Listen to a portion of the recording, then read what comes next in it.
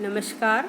आज हम स्टार्ट करेंगे BSc part third paper third quantum mechanics और उसमें हम देखेंगे ब्लैक बॉडी रेडिएशन या जिसे हम कृष्णिका विकिरण कहते हैं। कृष्णिका विकिरण को समझने से पहले हम कृष्णिका के बारे में समझेंगे कि ये कृष्णिका या ब्लैक बॉडी क्या होती है। वह पिंड जो अपने पृष्ठ पर आपतित होने वाले सभी विकिरणों को अवशोषित करता है, ऐसे आदर्श पिंड को हम कृष्णिका कहते हैं। A body which completely absorbs the radiant energy falling on it is called a perfect black body। एक आदर्श कृष्णिका जो होती है वो सभी आवृत्ति के विकिरणों को अवशोषित कर लेती है। एक अच्छा अवशोषक होने के साथ ही ये एक अच्छा उत्सर्जक भी होता है। अतः जब ब्लैक बॉडी को उच्च ताप पर गर्म किया जाता है, यानी हम कृष्णिका को हम उच्च ताप पर गर्म करते हैं, तो यह सभी आवृत्ति के विकिरणों को उत्सर्जित करता है, अर्थात विकिरण का अधिकतम उत्सर्जन होता है। कृष्णिका द्वारा उत्सर्जित ये विकिरण कृष्णिका विकिरण कहलाते हैं या जिसे हम ब्लैक बॉडी रेडिएशन कहते हैं।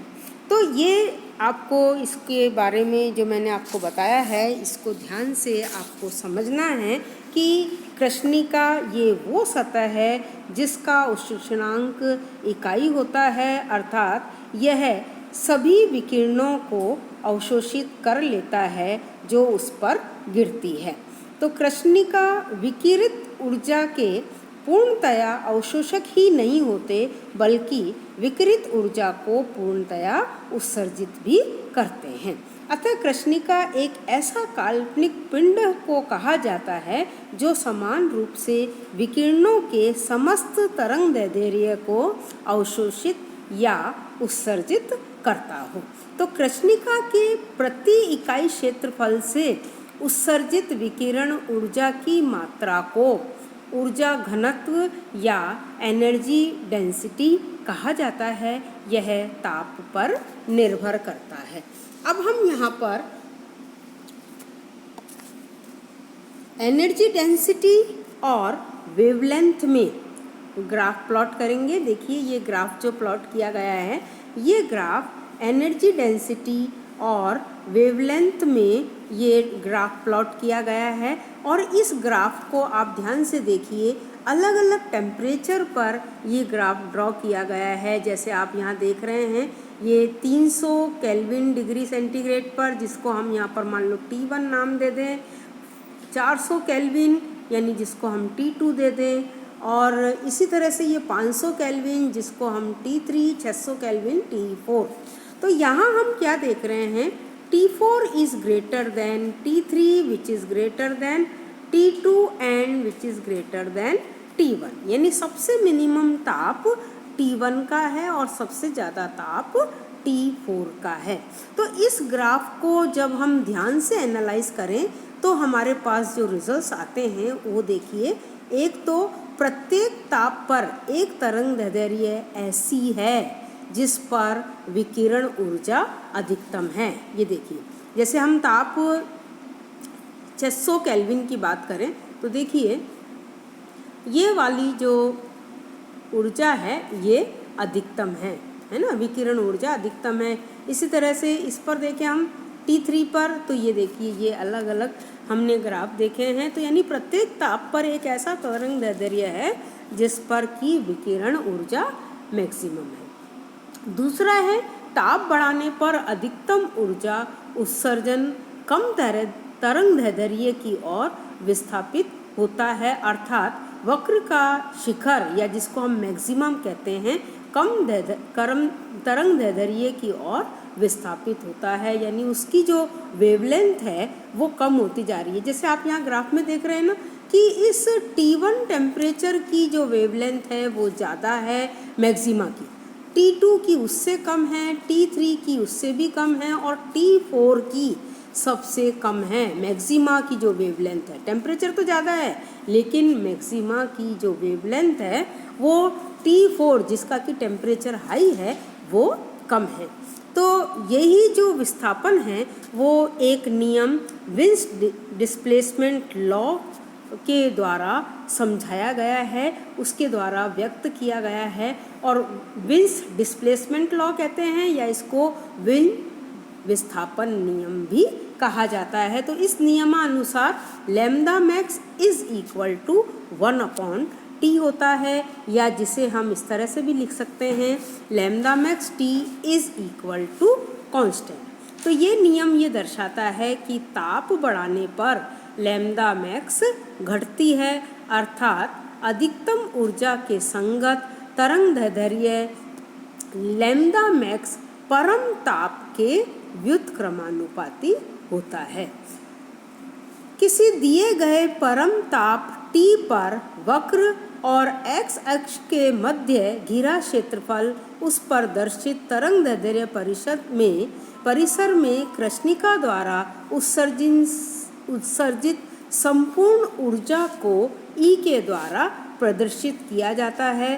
ताप बढ़ाने पर उत्सर्जित ऊर्जा संपूर्ण ऊर्जा का मान तेजी से बढ़ता है और ये नियम स्टीफन लॉ कहलाता है। इसके अनुसार E is directly proportional to T⁴, या जिसे हम E is equal to K T⁴।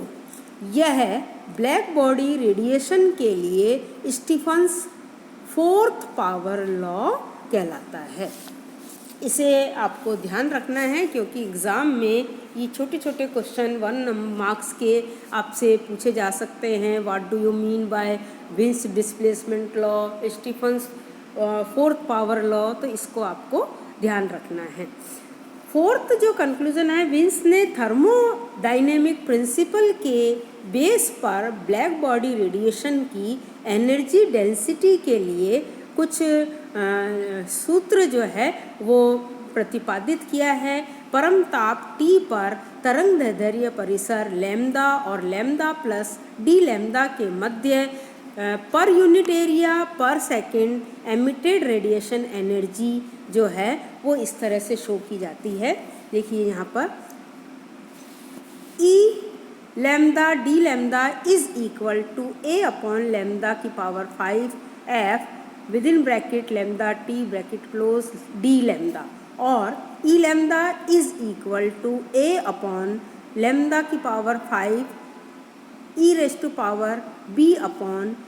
e⁻B/λT, और इसको हम इस तरह से भी लिख सकते हैं E lambda is equal to A⁻⁵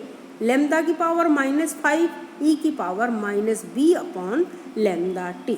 तो ये जो है विन्स फार्मूला कहलाता है। कुछ बुक में ये इस तरह से दिया हुआ है, एक ही बात है, ये भी और ये भी ठीक है। तो ये जो फार्मूला है ये विन्स फार्मूला कहलाता है। यहाँ पर K और A कांस्टेंट है, लेकिन इस नियम की जो कमी है वो ये है कि ये लघु तरंग दैर्ध्य के क्षेत्र में तो ऊर्जा वितरण वक्र की व्याख्या कर सकता है, परंतु दीर्घ तरंग दैर्ध्य के लिए इस सूत्र से प्राप्त E का मान प्रयोगात्मक मान से कम प्राप्त होता है।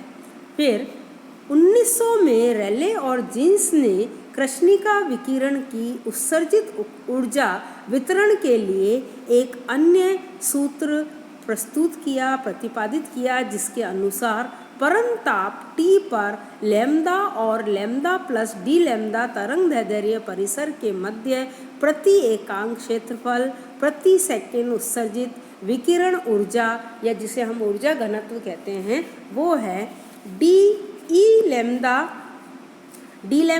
Is equal to 8πkT λ⁻⁴ d lambda, और E lambda is equal to 8πkT/λ⁴।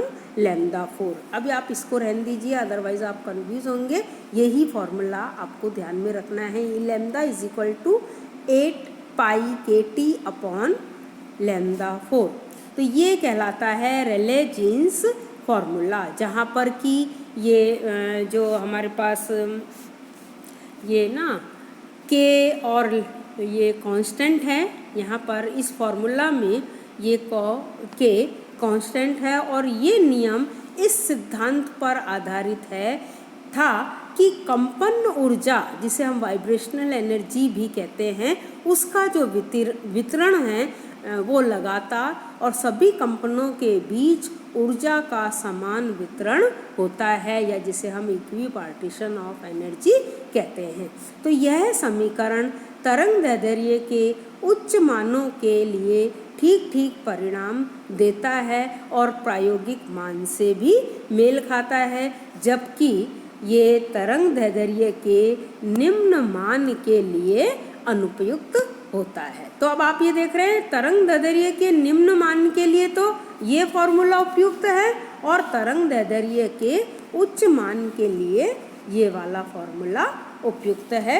इस चीज़ को हमें विशेष तौर से ध्यान में रखनी है। तो आपके एग्ज़ाम में चाहे रेले जीन्स फॉर्मूला पूछे, चाहे विन्स डिस्प्लेसमेंट लॉ पूछे, ये सारे आपको पता होने चाहिए और उसको इसी तरह से आप एक्सप्लेन करेंगे।